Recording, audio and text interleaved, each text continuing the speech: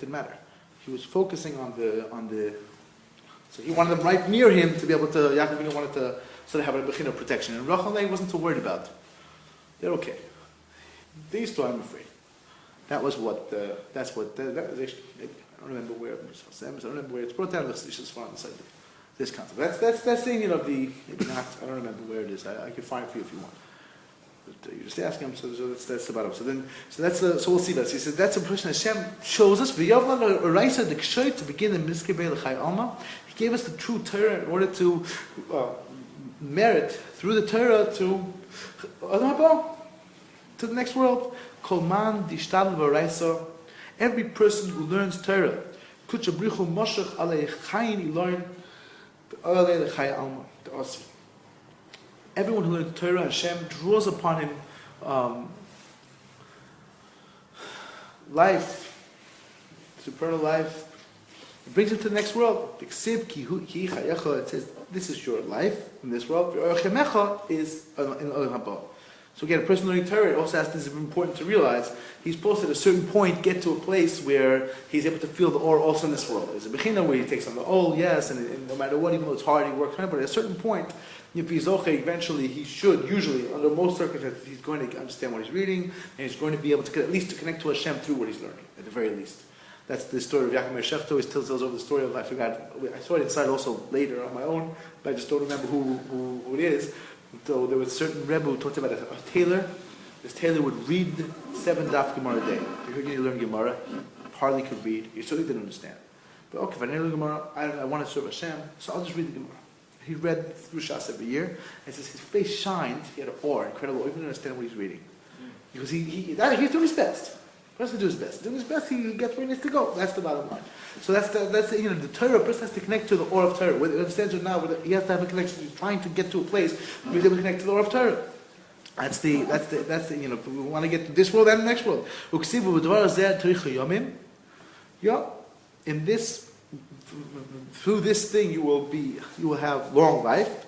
Yom means both types of days, in this world and the next world. Your days in this world will be more full, more connected to Hashem. That's what the Rebbe says, that you have a person whose days are filled, he's able to connect to Hashem, and you have Richa Shalom in the next world as well. Kol man dishtal bereis lishma lav means to say ayod Zohar. Every person who learns Torah Lishma, he doesn't die through the Yitzhar at all. His neshama is connected to Kedusha, and it leaves his body, and the mechin is called the Shika. Begin this takif bilan dechayev v'lo art minei. He held on to the Eitz Chaim. He didn't let go of it. That's an Indian, it's a Kabbalistic Indian. The Maisa, bottom line, there's this bechina where a person wants to connect to Hashem with every part of himself. Every element, his whole emotion is all bound up with Hashem. So then there's no Yetzer Hara that has a shlita on someone like that. And that's really where he is. We begin kach to the kayad the mishtadli beraisa loy mistavi gufa l'chaon. That's why tzaddikim who learn Torah, their body doesn't become tummy like a regular person. So ruach of Tuma does not rest on them, because the Malchamavas has no shlita on them. Not when they die, not after they die. There's no connection. Now, that's how the Ramak explains it, other Meforshim brings here, but this is a very big question, whether practically speaking, can a person rely on this? It's a very big whole sugya, which I don't know if we have to get into now. Is there a problem of tumah by a kever of a tzaddik? Rav Nassan himself even, he said an expression when he was talking about being a Kohen in terms of going to Rei Nachman. So he said an expression which could be understood in 2 ways. Not clear. It wasn't clear. Dafka. He said, Halavai, if I was a Kohen, I don't know what I would do. I'm thankful I'm not a Kohen. I can go to Mishtatim, so you can understand to mean he wouldn't be able to go to Prashur Rei Nachman because you're not allowed. Now, of course, the Rizal talks about there's a very special yichud in terms of being closer to the Kever Tzaddik. There's a special yichud the Rizal talks about. A person able to take on the aura of the Tzaddik. That's why we read the Ben Ish Chai, when he went to Ben Yo, he wrote a whole pirish. He went to Ben Yor Ben Yoyada. He wrote several sperm. Ben Yov, and Yonah ben Yoda, on Algarta, different things. He wrote on Kun Zohar, he wrote a period called Ben Yov. That he connected to the Or of Tzaddik, and he just got this endless conduit of Torah. He just wrote and wrote and wrote and wrote. Book after book. Yeah, I guess so. Yeah, I guess he came he came. I guess. He's buried in Eretz Yisrael? I think so. I'm not sure. But actually, yeah, that's the bottom line is Chayrias. Should be. So he went in and he connected in such a way that something totally different. That's also a person who connects to a tzaddik, something very, very, very great. The whole world is in this course of a tzaddik, so a person connected to this or, which he brings into the world, and he can also be, like the Rebbe says, Kamani Mamish, you can come to a place where you're like or you're not like this tzaddik, person going the path of the tzaddik, following the path of the tzaddik. It's a very, very high level to try to aspire to.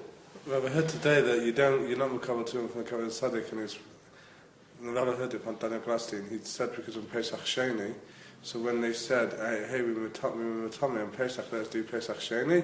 So Hashem said, yes, any Jew can go and bring on the 15th of next month Pesach Sheni. But when he was talking to the Banos of the guy who was nifted, he wanted the inheritance, the same who was right. They said, you can have the inheritance. Why can they? Because they were starved to each other. He says, why? He's talking to the Banos, but when the Matami Kohanim said, why is it? Oh yeah, any Jew can go. Any Jew is Matame. She said the answer is because it didn't apply to them because they were carrying Yosef's bones and Yosef wasn't Matame them.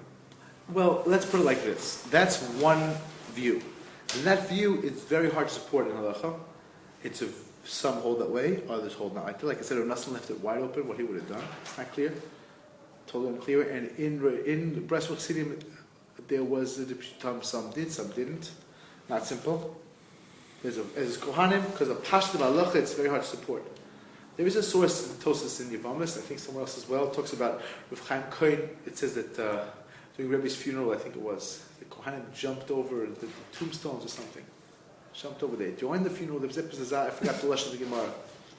So I think Yavamis, I don't remember, but the actual year, so Chaim Kohen says it means that there was no Tomeh of a tzaddik as Levi.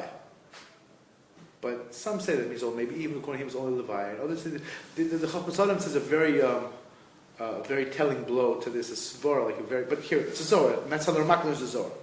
But he says, what you mean the tzaddik is like a goy? The goy is not matam boil. The tzaddik, the whole idea of the tumah is that when the holiness of the person leaves the world, so then the other side wants to grab, like flies like to go after the honey. The answer is in a barrel. There's little traces. That's the thing. Yes, you can say the Lord doesn't leave, but it sounds strange, and it's taka strange. It's hard to support in the poskim. It really is hard. It's hard. Maybe there's a way of explaining. Maybe there's a way. Yeah, but maybe there's a way. Maybe there's a way of explaining it. Which is very, very deep. But we can probably leave it alone. The mice. So bottom line, there's machlokas in the poskim. The Zohar seems to say that. What does it mean? Does it mean there's no tumah? That's how the Ramak learns. Others might learn differently. Not so simple what it means. It means there's a part of the nefesh, but he connected to tzaddik and when he leaves the world. It's harder, but it's possible. It seems hard to decide halachically anyway, because then, what's the cutoff for who's a tzaddik, who's not? Whatever, sometimes you know. For example, certain people, everyone knows. Can a Kohen go into Rach L'Meinu, for example? Yes. Some don't. That's yes, that's the question. Some don't. Where is she buried exactly? That's those who do, maybe they say maybe it's not even, but others go, they don't go. It's a very interesting mahalach. They set up actually a Uman now that the Kohanim can be pretty close without being back there, right? Yeah, that was a place. It's not used to be much further out, much more remote in a way. Yeah, now they can be part of the real minyan, not only in there. So I saw by the Rebbe. Or the 20,000 mason. It's built higher. It's built with a tuff in between, whatever it is. There's a particular amount. I don't remember now. So there's a certain way you can build it where it won't go.